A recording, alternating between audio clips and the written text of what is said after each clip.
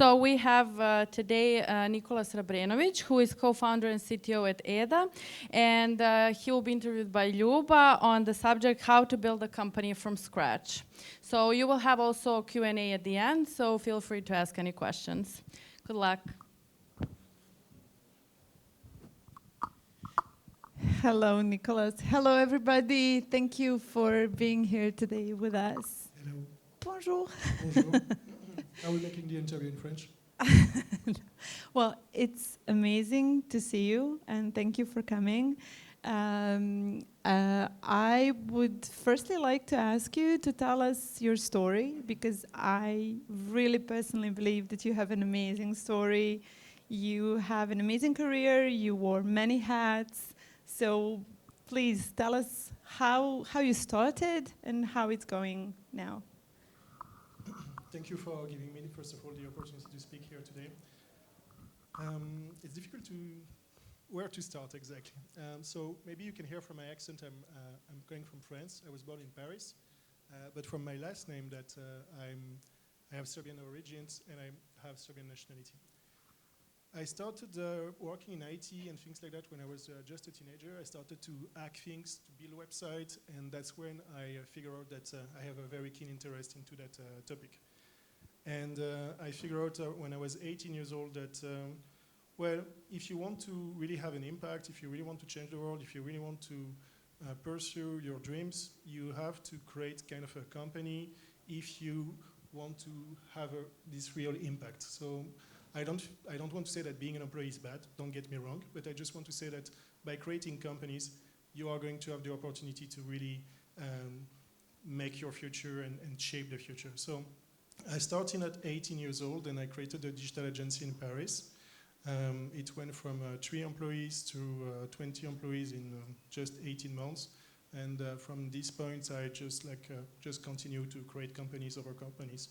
I think right now I have 12 companies in many different sectors, from music industry to finance to IT. So it's a very large scope of industries that I've been working on. And right now I'm the co-founder and CTO of Edda, a software creating for venture capital and private equity. And we have a team of about 35 people, and we manage about 30 billion of investment. That's amazing. So looking back, when you were starting, you said that you started at 18 years old. So was your family, people closest to you, were they supportive? Did they say amazing, just go and do it? Or they say, oh my God, what are you doing? And does that support count when you are starting as a young entrepreneur? So my parents are not entrepreneurs. So my mom is working for the state. My dad is working as a commercial director in a company. So I'm not coming from a family that has, let's say, experience in building companies. They were kind of supportive, but the deal was I needed to go to university to have a master, and then from there I could do whatever I want. I did have a master, actually, too, in Paris, but at the same time I was building my company. So it was it was okay for them, and it was a funny time, I remember, because I was a student. I was studying IT, and I had my laptop, so I was talking to my employees while listening to the course, and as soon as my class was finished, I was just rushed to the office and to say to the employees what to do. So kind of supportive, but not that much.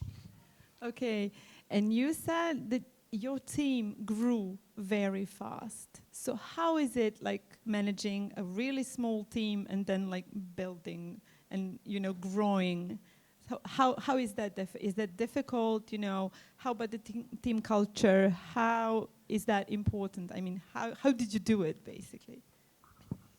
Yeah, I had this experience a few times. So it's one thing to grow from 0 to 10, 10 to 20, and then everything above.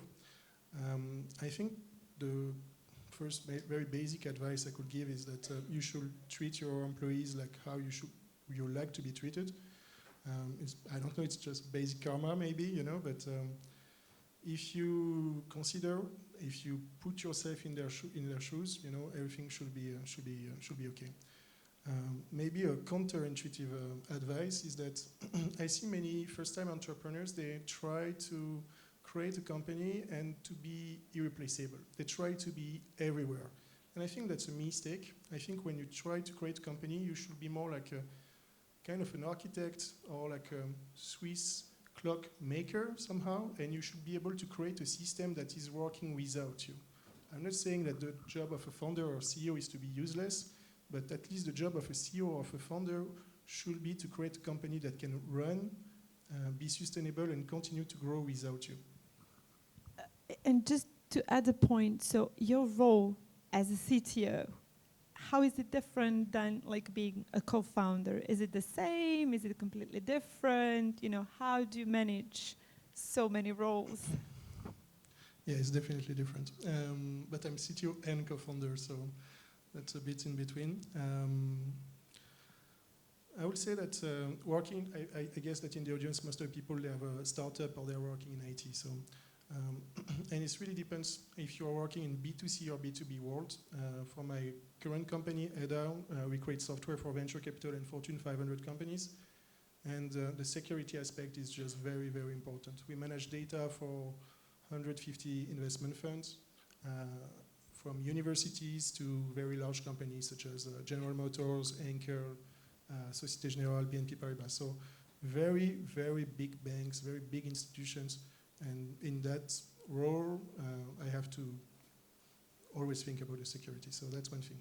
Whereas when you're a co-founder, I think you should be a bit looking at everything and you know, just think about what is not going well right now in the company and how can I put some energy to make that better.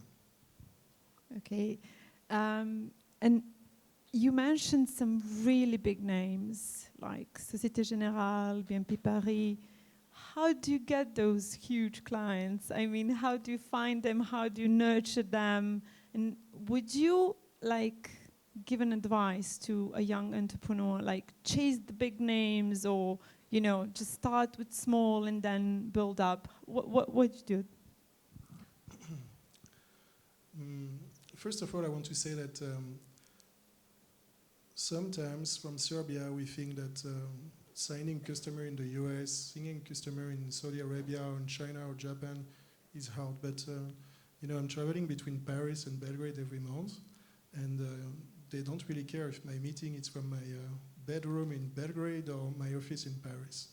So I want to say maybe to the entrepreneurs or the future entrepreneurs here is that you can sign any customers. I mean, you have an internet connection and you have a smartphone, so it doesn't matter if you're in Paris, Belgrade, New York, or anything like that. For us, what worked very well is that often we targeted like niche industry. So we started by something very small, where there is maybe not that much competition, meaning that we were able to be on Google quite fast, get some leads, and then use, let's say, the street cred from the previous customers to say, hey, you know, we are working with this one and this one. Why are you not working with us? Oh, amazing. And so tell me your perspective now related to fundraising. So you fundraise when you were really like a small team, and now you're basically managing so many billions in assets of a huge bank. So does it differ when you fundraise for, I don't know, some small digital agency, or when you fundraise for a company that will manage their money, basically? Okay, so the first thing is that I don't think everyone should raise. Raising is like taking drugs, meaning that you are going to raise money, you are going to your investors, they will want to have 2 times, 3 times, 10 times more their return on investment. And you're not just going to do one round.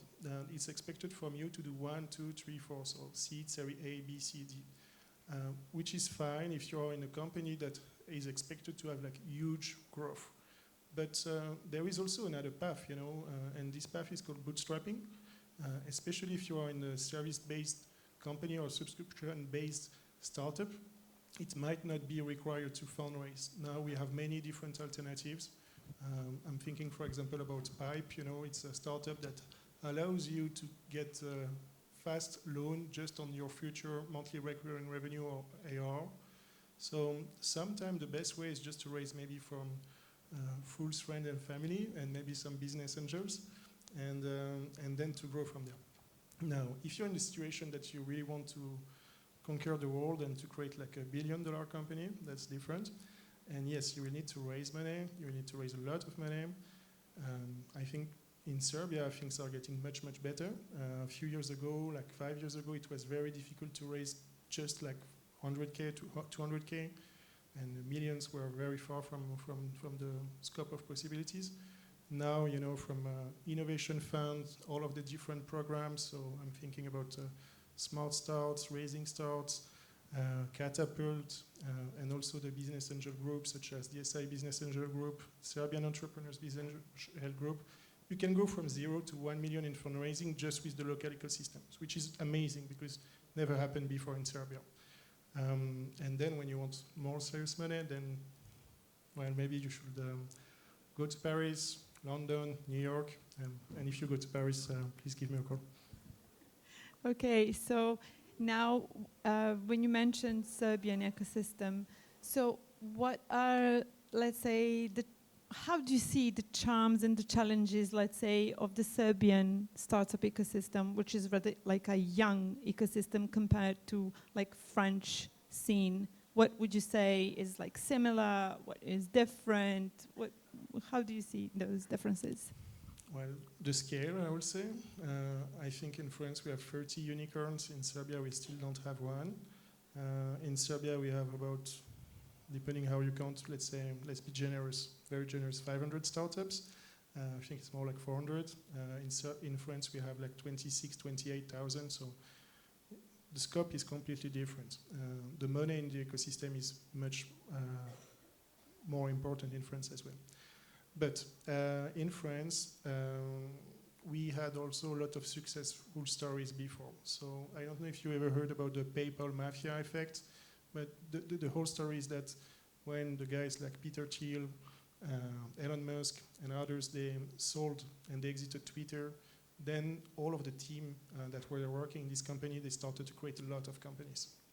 And they invested in their own startup, they invested in the ecosystem and things like that. So it's kind of a snowball effect. We saw that in France, and I really hope that we are going to see that soon in Serbia. You have amazing companies. I see here Natasha from Tenderly, for example. So, you know, they raised a crazy amount of money, and I hope that when they will exit, I hope they will invest back in the ecosystem. Well, they are. They are very active and they're very supportive. And thank you for mentioning that. And thank you, Natasha, and to Tenderly Garaja. The guys are really awesome and they really give back. But so do you. I mean, you're an amazing mentor. You're really kind of involved, you know, giving advices to young people. So in that sense, what would you advise a really young person? Like, what would you tell them? Like, go dive into the murky waters of entrepreneurship, or like, I don't know, maybe wait a little bit. What would be your like initial advice? Just do it. No, seriously. I mean, even me, sometimes I'm overthinking the steps, and I'm like, oh, should I do it? Should I not do it? And things like that. Just do it. And you will see, and you will learn the market, and you will speak to your customers, and your customers will give you feedbacks. And based on these feedbacks, you are going to implement new features and things like that. So it's, maybe I'm going to be a bit rude, but it's useless to build something in your garage for 2, 3, 4, 5 years and not to talk to the outside public. So just start something. It can be very simple, just a landing page, you know. You don't even need to have like a coding skills. Like you can just build a Webflow or WordPress website or whatever. And then you start to send email, to call your friends, the parents of your friends, whoever, you know, and you start from there, you know. And maybe some people will say, oh, that's the best idea. Sometimes maybe some people will say it's the worst idea, but at least you're going to learn from that. And as soon as you have someone willing to pay for your service or what you're selling, then you can grow from there. And what do you think about that saying like, if you're about to fail, then fail quickly, and that like go up and start again. So how do you find that balance? How do you know, like, this is enough, I should, I don't know, quit and start with something else, or I should just do it and keep on doing it? That's a tough question. That's a very tough question because on one hand, to be successful, you need to be focused and you need to be willing to work longer and more than where other people will give up. On the other hand, I don't know if after, let's say, 12 months, 18 months, you still didn't earn €1 from your project, or you didn't manage to sell once, maybe it's time to quit. Okay, thank you. Okay, we have few minutes left, and I would like to ask the audience, do you maybe want to ask Nicolas a question? Somebody? Anybody? Yes, please. So, Nicolas, you got your start in Paris, and then something brought you back to Belgrade, your roots. And so can you describe what it was like coming back here? And I'm assuming that you built a team here locally, and has that been advantageous for your business initiatives? Thank you, great question. Yes, so I was born in Paris, I studied in Paris, I created my first companies in Paris. And about 7 years ago, I decided to, not to move back because I was born in Paris, but to actually start to live in Serbia. A few things were part of that decision, but the first one was actually that we needed to hire talented engineers. And we had the opportunity to hire engineers in Ukraine, in Romania, in Poland, and many other countries. And I thought, okay, why not to hire people in Serbia? You know, I have some roots, I love the country, that could be also have a positive impact for Serbia potentially, so let's try. So it started like that. We started with 1 developer, and then 2, and then 3, and so on. And so that is what was the first thing. The second thing is that I believe that the quality of life in Belgrade and in Serbia in general is nice and it's great. You know, like I know that Paris, Berlin, London sounds exciting cities, and they are, but at the same time there is, I think, a kind of good balance and quality of life that you can have in Serbia and in the region in general. And okay, the rakia is good also. No, but more seriously. One thing was also, like, as Ruba mentioned, it was motivated also to try to do good in this ecosystem. You know, I'm not going to say that I'm useless in Paris, but you know, Nicolas like me, I think there is hundreds or thousands of them. People who created many companies, had successful exit and things like that. And I think I can be more impactful in Serbia, and by trying to raise the ecosystem and to give back somehow. Thank you. Awesome question. Please. I have a question about like work-life balance, because if you have your own business, it means like you work a lot and you don't have time for sports, for example. Do you find a way how to manage that or not? I think I'm the worst person to ask that question. No, but seriously, I will try to give some advice. I'm mentoring a lot of startups, and I see many of them, they are thinking that building a startup is a sprint. It's not a sprint, it's a marathon.